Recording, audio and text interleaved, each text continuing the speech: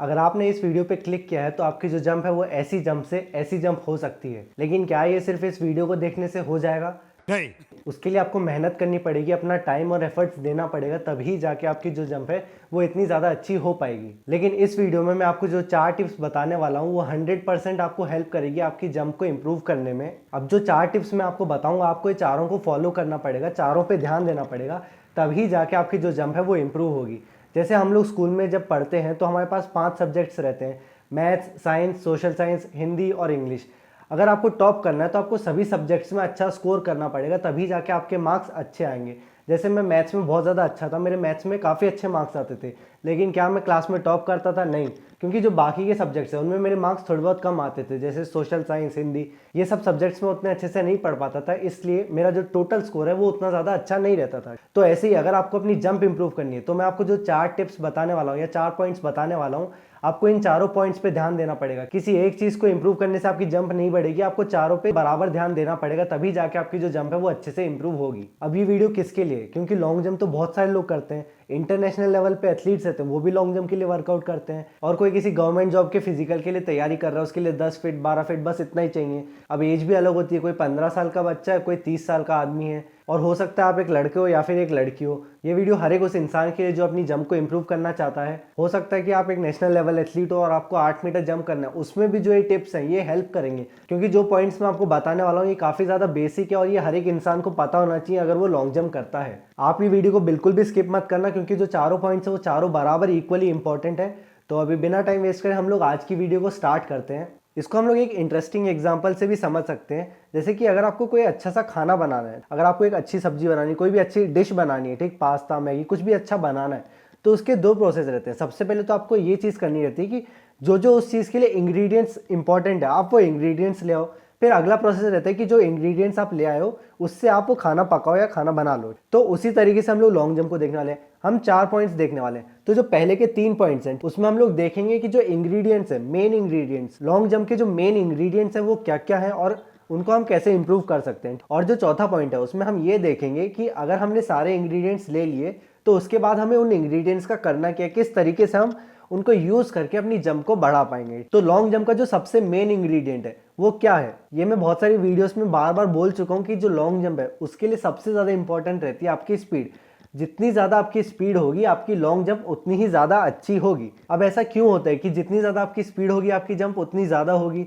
वो इसलिए होता है क्योंकि जो आपका एयर टाइम रहता है वो काफी ज्यादा लिमिटेड रहता है। अब एयर टाइम का मतलब भी मैं पिछली वीडियोस में बता चुका हूँ। एयर टाइम का मतलब होता है कि जब आप टेक ऑफ कर चुके हो और जब आप लैंडिंग करते हो उसके बीच में जो टाइम है, आप कितनी देर हवा में थे, उसी को हम क्या बोलते हैं? एयर टाइम बोलते हैं। तो क्योंकि आपका एयर टाइम लिमिटेड है, मतलब आप कुछ ही टाइम के लिए हवा में रह पाओगे। ऐसा तो है नहीं कि आप जंप करोगे और हमेशा के लिए हवा में रह जाओगे। कुछ टाइम के बाद आपको नीचे तो आना ही पड़ेगा, क्योंकि ग्रेविटी आपको नीचे खींच लेगी। अब जो एयर टाइम है वो लिमिटेड है, इसकी वजह से आपको ज्यादा स्पीड क्यों चाहिए, उसके लिए भी हम लोग एक एग्जाम्पल देख लेते हैं। मान लेते हैं कि आपका स्कूल 7:30 बजे लगता है। 7:30 बजे आपके स्कूल की बेल बज जाती है और गेट बंद हो जाता है। अगर आपको नॉर्मली 7 मिनट लगता है अपने घर से स्कूल तक जाने के लिए और आप स्कूटी या बाइक से जाते हो, तो एक दिन क्या हुआ, आप 7:25 पे घर से निकले। यूजुअली आपको 7 मिनट लगते हैं अपने स्कूल तक पहुंचने में, लेकिन उस दिन आप थोड़ा सा लेट निकले, तो उस दिन क्या होगा, आपको ज्यादा स्पीड में चलानी पड़ेगी गाड़ी। ठीक, अगर आपको 5 मिनट में स्कूल पहुंचना है तो आपको अपनी गाड़ी की स्पीड बढ़ानी पड़ेगी। अगर आप स्पीड कम कर दोगे तो क्या होगा, 5 मिनट में आप नहीं पहुंच पाओगे स्कूल, आप लेट हो जाओगे। तो यहाँ पे आप देख सकते हो कि हमारे पास सिर्फ 5 मिनट है। 5 मिनट में अगर हमें ज्यादा से ज्यादा डिस्टेंस को कवर करना है तो उसके लिए हमारी जो स्पीड है वो ज्यादा से ज्यादा होनी चाहिए।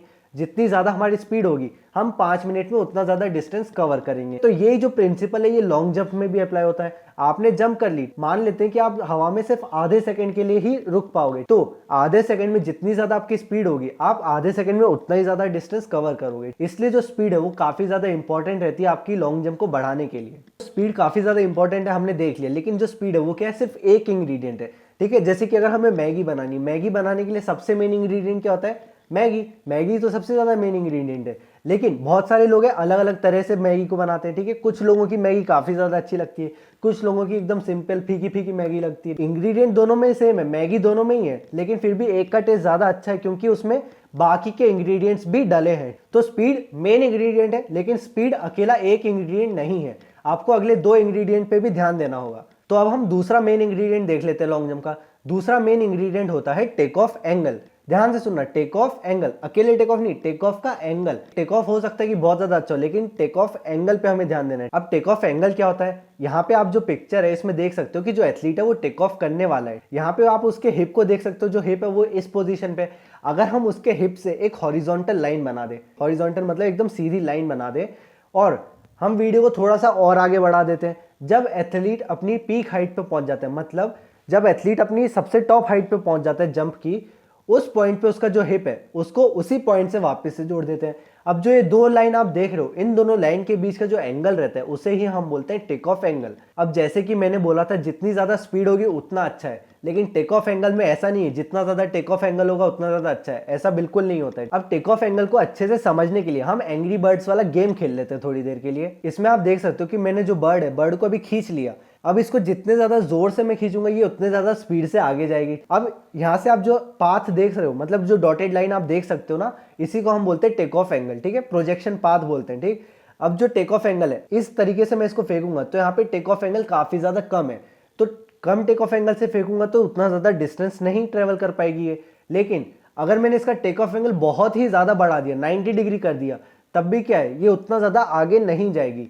इसको अगर हमें आगे काफी ज्यादा दूर तक फेंकना है तो उसके लिए हमें इस तरीके के एंगल के साथ फेंकना होगा, तब जाके ये ज्यादा से ज्यादा डिस्टेंस कवर कर पाएगी। तो वैसा ही लॉन्ग जंप में है, ठीक है, आपको ज्यादा से ज्यादा टेक ऑफ एंगल नहीं चाहिए, आपको एक ऑप्टिमम टेक ऑफ एंगल चाहिए। कोई भी प्रोजेक्टाइल मोशन के लिए मैक्सिमम डिस्टेंस कवर करने के लिए हमें 45 डिग्री का एंगल चाहिए रहता है। ये 11th क्लास में फिजिक्स में पढ़ाया जाता है, लेकिन दुनिया में कोई भी ऐसा इंसान नहीं है जो 45 डिग्री के एंगल के साथ टेक ऑफ कर पाए, क्योंकि इतनी ज्यादा स्पीड से इतने ज्यादा टेक ऑफ एंगल पे जंप कर पाना इम्पॉसिबल के बराबर है। लेकिन जो भी इंटरनेशनल लेवल एथलीट्स रहते हैं वो 18 डिग्री से 22 डिग्री के टेक ऑफ एंगल से जंप करते हैं। तो टेक ऑफ एंगल इंपॉर्टेंट है, लेकिन इतना भी ज्यादा इंपॉर्टेंट नहीं है कि आपको सिर्फ इसी पे ध्यान देना है। आपको स्पीड और टेक ऑफ एंगल दोनों का मिक्सचर सही रखना पड़ेगा। टेक ऑफ एंगल को आप ऐसे समझ सकते हो कि मैगी में पानी, अगर आप बहुत ज्यादा पानी डाल दोगे तो खराब, ठीक, अगर आप बहुत ज्यादा मैगी और कम पानी डालोगे तो खराब। आपको सही मिक्सचर डालना पड़ेगा दोनों का, जिससे आपकी लॉन्ग जंप अच्छे से इंप्रूव हो। अब जो तीसरा इंपॉर्टेंट इंग्रेडिएंट है वो है असली मिर्च मसाला, जो भी किसी खाने को टेस्टी बनाता है, और वो है फ्लाइट और लैंडिंग। फ्लाइट और लैंडिंग दोनों हम एक ही पॉइंट में कवर करेंगे क्योंकि काफी ज्यादा सिमिलर है। फ्लाइट क्या होता है, टेक ऑफ के बाद और लैंडिंग से पहले आप जो भी हवा में साइकिलिंग कर रहे हो, हैंड टेक्निक कर रहे हो, जो भी टेक्निक आप यूज कर रहे हो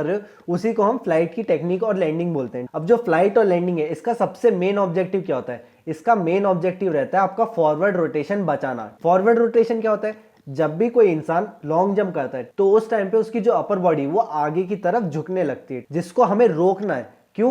क्योंकि अगर हम जल्दी से आगे झुक जाएंगे, अगर हमारी अपर बॉडी झुक रही है तो हमारी लोअर बॉडी भी क्या होगा, जल्दी से नीचे झुकेगी, जिसकी वजह से हमारी लैंडिंग जल्दी हो जाएगी। अब लैंडिंग जल्दी होने से क्या फर्क पड़ता है, जितने जल्दी आपकी लैंडिंग होगी आपका जो एयर टाइम है, एयर टाइम भी कम होगा, और कम एयर टाइम होगा तो आपकी जंप भी खराब होगी। तो इसलिए आपको कोशिश करना है आप ज्यादा से ज्यादा देर हवा में रहो। अगर आपको हवा में ज्यादा से ज्यादा देर रहना है तो उसके लिए आपको फॉरवर्ड रोटेशन को बचाना होगा, और उसके लिए हम फ्लाइट और लैंडिंग को यूज करके हमारी जंप को कम होने से बचाते हैं। अब जो फ्लाइट और लैंडिंग है ये सबसे ज्यादा मेन इंग्रेडिएंट नहीं है, सबसे मेन इंग्रेडिएंट होते हैं स्पीड और टेक ऑफ का एंगल। अगर आप अपनी स्पीड को बढ़ाओगे तो उससे आपकी जो जंप है वो बढ़ जाएगी, अगर आप अपने टेक ऑफ एंगल को बढ़ाओगे उससे भी आपकी जंप बढ़ जाएगी। लेकिन फ्लाइट और लैंडिंग को अच्छा करने से आपकी जंप बढ़ती नहीं है। कुछ लोगों में बढ़ सकती है, वो इसलिए क्योंकि उनकी जो टेक्निक है वो बहुत ज्यादा खराब है। फ्लाइट और लैंडिंग का मेन ऑब्जेक्टिव रहता है कि आप अपनी जंप को कम होने से बचा पाओ। दोनों चीज में फर्क है, आप अपनी जंप को बढ़ाना चाहते हो और एक है आप अपनी जंप को खराब होने से बचाना चाहते हो। तो जो स्पीड और टेक ऑफ है ये आपकी जंप को बढ़ाते हैं, अच्छी फ्लाइट और लैंडिंग आपकी जंप को खराब होने से बचाते हैं। दोनों में डिफरेंस है। अब हमने 3 मेन इंग्रेडिएंट्स देख लिए, अब हम चौथा पॉइंट देख लेते हैं। ये क्या है, यह है जंप मॉडलिंग। अब जंप मॉडलिंग क्या होता है, अगर आपने सारे इंग्रेडिएंट्स इकट्ठा कर लिए तो उसके बाद हमें उसको एक रेसिपी के थ्रू बनाना पड़ेगा ना। अगर आपके पास मैगी है, पानी है, प्याज, टमाटर, ये सब आपने काट के रख लिया है, तो उसके बाद आपको बनाना किस तरीके से, पहले आपको मैगी डालनी है कि पहले आपको मसाला डालना है। तो इसी तरीके से अगर आपने स्पीड पे, टेक ऑफ एंगल पे और फ्लाइट लैंडिंग सब पे काम कर लिए, अब आप उन सब चीजों को साथ में कैसे लाओगे, आप अपनी जंप को और इंप्रूव कैसे करोगे उन सब चीजों की मदद से। उसके लिए आपको अपना रनअप पे सबसे ज्यादा ध्यान देना होगा। उसके लिए आपको अपने रनअप की लेंथ फिक्स करनी पड़ेगी, और ये कैसे करेंगे, हम छोटे रनअप से स्टार्ट करेंगे और धीरे धीरे बड़े रनअप पे जाएंगे। स्टार्टिंग में आपको सिर्फ एक स्टेप से जंप करना है, पूरी जंप नहीं करना है, आपको सिर्फ टेक ऑफ करके देखना है। फिर 3 स्टेप से आप टेक ऑफ करके देखोगे, 5 स्टेप से आप टेक ऑफ करके देखोगे। इस तरीके से आप अपने रनअप को धीरे धीरे बढ़ाते जाओगे और टेक ऑफ करने की कोशिश करोगे। और छोटे रनअप में आप फ्लाइट और रनिंग की टेक्निक को भी इंप्रूव कर सकते हो। अब बहुत सारी चीजें जो इस वीडियो में मिस हो गई हैं, जैसे कि पेनल्टीमेट स्टेप। पेनल्टीमेट स्टेप क्या होता है? ये आपके टेक ऑफ एंगल को इंप्रूव करने में काफी ज्यादा हेल्पफुल रहता है। तो मैंने आपको बता दिया कि क्या क्या चीजें इंपॉर्टेंट है, लेकिन उनको इंप्रूव कैसे कर सकते हैं वो इस वीडियो में बता पाना थोड़ा मुश्किल रहेगा, क्योंकि बहुत सारी चीजें और वीडियो काफी ज्यादा लंबा हो जाएगा। और इसी वजह से आपकी स्पीड को इंप्रूव करने के लिए, टेक ऑफ एंगल इंप्रूव करने के लिए और फ्लाइट और लैंडिंग को इंप्रूव करने के लिए आपको क्या क्या करना है, और उसके लिए वीडियोस में आगे बनाते जाऊंगा। मैंने अभी स्क्रिप्ट लिख के रखी है पूरी, बस उनको शूट करना और एडिट करना बचा है। जैसे ही वो सारी वीडियोस अपलोड हो जाएंगी, आप उन वीडियोस को इस प्लेलिस्ट में देख सकते हो। अब हम अगले वीडियो में मिलेंगे, तब तक के लिए बाय बाय। आई होप आप लोगों को ये वीडियो पसंद आई होगी। अगर आपको ये पसंद आई है तो फिर नीचे लाइक कर देना, और कमेंट में आप कुछ भी डाउट्स पूछ सकते हो, और साथ ही साथ चैनल को सब्सक्राइब कर देना ताकि आप ऐसी वीडियोस को मिस ना करो।